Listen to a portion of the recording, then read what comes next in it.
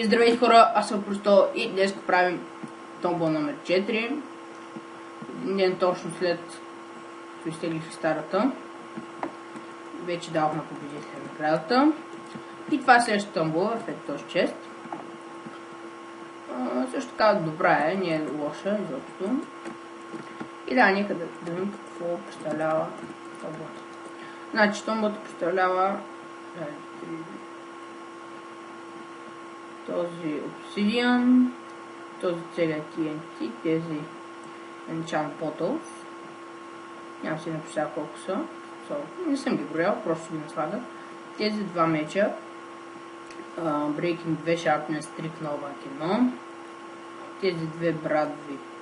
Breaking 2 Sharpness 3 Efficiency 5 и двете.